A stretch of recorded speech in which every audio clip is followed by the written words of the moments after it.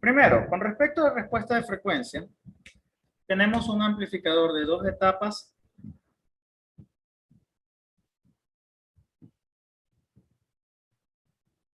Tenemos un amplificador de dos etapas, tipo transistorizado, y con ello vamos a ver cómo vamos a analizar esto, ¿sí?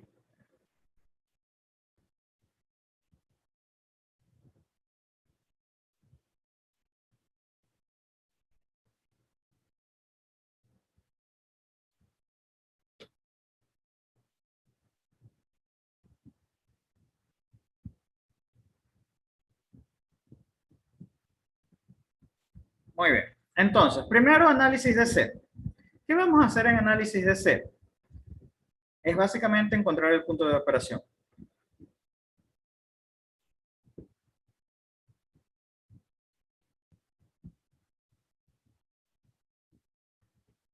Y para ello, pues simplemente como este circuito tiene capacitores de acople, en análisis de C estos capacitores se van a comportar como un circuito abierto. Por lo tanto, el análisis de C de los circuitos es sencillo. Simplemente son el análisis individual de cada transistor y que a estas alturas este análisis ya debería ser más que rápido para lo que ustedes están haciendo. No, este es el análisis que aprendimos en principios de electrónica. Entonces, primero, ¿qué debemos encontrar? La corriente de base, lo encontramos como el divisor de tensión de R1, R2 menos el voltaje base emisor, dividido por la resistencia R1, R2 en paralelo, más beta más 1 por R4. Con la relación del beta encontramos las corrientes de colector y de emisor, y el voltaje colector-emisor, pues, como VCC menos la corriente de colector por R3 menos la corriente de emisor por R4, y tendríamos el voltaje colector-emisor. Lo mismo sucedería con el otro transistor, lo analizamos de forma similar, obtenemos la corriente de base, las corrientes de colector de emisor y el voltaje emisor-colector. Ahora, el análisis AC del ancho de banda también ya los conocemos. ¿Cuál es el objetivo? Pues básicamente escribir AB sub 0 en términos de lo que controla el híbrido dividido para el voltaje siguiente en términos de lo que controla el híbrido y así sucesivamente. Entonces tenemos dos etapas. Sería B sub 0 hasta una BX que sería en C2 y de BX a BI que sería acá en C1. Entonces esas son las dos etapas que vemos aquí. Que la ganancia, pues, como ya dije, la intención es escribir lo que tenemos en B sub 0 escrito en términos de lo que controla el híbrido, que en este caso sería la I de base, dividido para este voltaje, que lo podemos llamar un BX, escrito en términos de lo que controla este híbrido. Y así sucesivamente. Entonces, aquí vemos ya la expresión de la ganancia, que esto también es tema de principios de electrónica, así que esto por ahora no nos importa en gran medida, porque ya es un tema de la materia anterior. Entonces lo vamos a pasar rápidamente. Ahora, obviamente, comprobamos que efectivamente está en zona lineal y tenemos ganancia. Como podemos ver, la señal BI es pequeña y la señal B sub 0 ya está amplificada y además de ello que están en fase. Cuando la entrada es positiva, la salida también es positiva. Ahora sí, vamos a pasar al análisis de frecuencia. El análisis de baja frecuencia se da con los capacitores físicos. Los elementos que gobiernan la respuesta de frecuencia en bajo vendrían a ser los capacitores físicos. Estos capacitores físicos, como tal, tendríamos al CI, al C2, al C3, al C4 y al C5. Entonces, vamos a calcular una frecuencia de corte para cada uno de ellos, básicamente, y la más grande de estas frecuencias encontradas vendría a ser la frecuencia de corte en bajo, ¿no? Ahora, el análisis de frecuencia en alto, en cambio, se da con las capacitancias parásitas.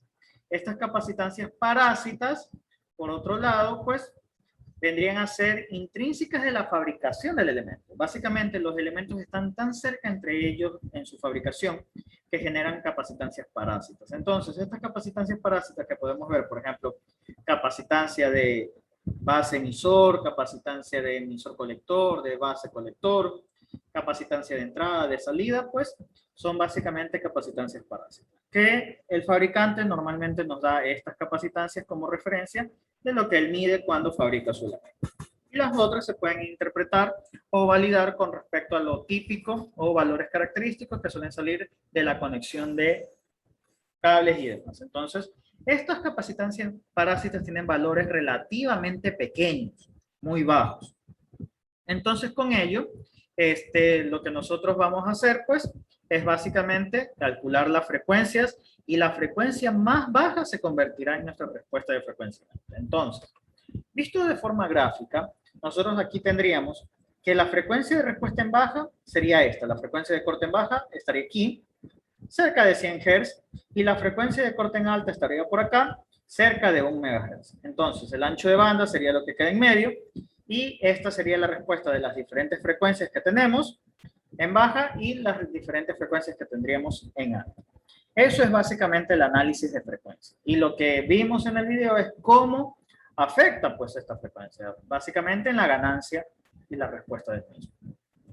Ahora, el circuito 2 y 3 son amplificadores de tipo clase C, que básicamente se los conoce como amplificadores sintonizadores, en otros términos, y también se lo conoce como es un amplificador con circuito tanque, donde el circuito tanque es básicamente el conjunto del capacitor C1 y la inductancia L1. Entonces, este tipo de amplificadores tienen ciertas características. Por ejemplo, cuando la alimentación, o mejor dicho, la polarización del transistor se da a través de la misma señal que nos interesa amplificar, que es VI, y cuando la polarización del transistor se la da de forma adicional con un juego de resistencias y la señal VI es lo que se busca amplificar. Entonces, ¿cómo se analiza esto? Pues primero, para el análisis de C, vamos a analizar más que todo el circuito 3, que es más fácil de entender conceptualmente. Entonces, básicamente en DC, el capacitor se comporta como circuito abierto y el inductor como cortocircuito. Esto de aquí pues nos dejaría este efecto. Por lo tanto, encontrar la I de base no sería otra cosa que el divisor de tensión de las resistencias de base menos el voltaje base emisor dividido para las mismas resistencias en paralelo. Eso nos daría un valor de base de 99.27 microamperios y un voltaje base emisor de 0.7. Con estos valores lo que nos interesa encontrar es el equivalente híbrido, que es HIE, 26 milivoltios por I de base Q, que nos daría 261.9 ohmios, y el voltaje colector emisor Q, que en este caso es igual a VCC, porque no hay resistencia donde caiga, que es igual a 15 voltios. En términos generales, si lo paso a análisis AC de forma directa, lo que nosotros tendríamos es el híbrido con el análisis AC, donde aparece el capacitor y el inductor, tal como vemos aquí. Pero nosotros no podemos trabajar esto de forma directa, o bueno, podríamos si lo representamos como impedancia capacitiva e impedancia inductiva, pero va a terminar en términos de S, y vamos a llegar a una función de transferencia en términos de S, lo cual en este caso no nos interesa mucho. Entonces, ¿cómo analizamos a un amplificador clase C? A un amplificador clase C lo analizamos en resonancia. Resonancia no es otra cosa que como el circuito tanque tiene un capacitor y un inductor, el uno se opone a cambios de voltaje, el otro se opone a cambios de corriente, estos van a llegar a una frecuencia en el que van a resonar, en el que básicamente la amplificación se da por efectos de resonancia. Entonces, si analizamos en resonancia, debemos encontrar cuál es la frecuencia de resonancia, que la calculamos como 1 sobre 2pi la raíz de LC. Esa frecuencia de resonancia es alrededor de 503.3 kHz para este circuito, según los valores del inductor y del capacitor. Vamos a tener una resistencia de pérdidas del inductor. Esta resistencia de pérdidas del inductor es básicamente la resistencia del cable que forma el inductor, que midiéndolo, en este caso es una medida experimental o lo podemos sacar del fabricante, es alrededor de 300 ohmios.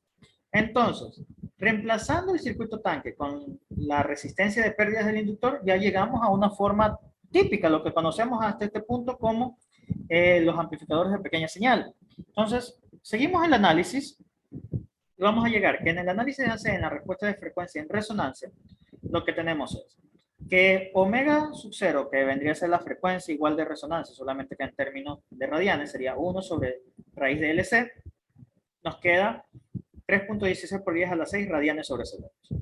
Ahí tenemos el factor de calidad como tal, que es en resonancia, que básicamente es qué tan selectivo es este tipo de amplificador, que sería R3, la resistencia de carga, sobre omega sub 0 por L, y eso nos daría un factor de calidad de 31.6. Con ello calculamos un ancho de banda, que sería la frecuencia de resonancia sobre el factor de calidad, y este ancho de banda es de apenas 15 Hz, 15.9 Hz. Y esto vendría a implicar que esto se comporta como un filtro pasabanda, pero sumamente selectivo, o sea, muy angosto.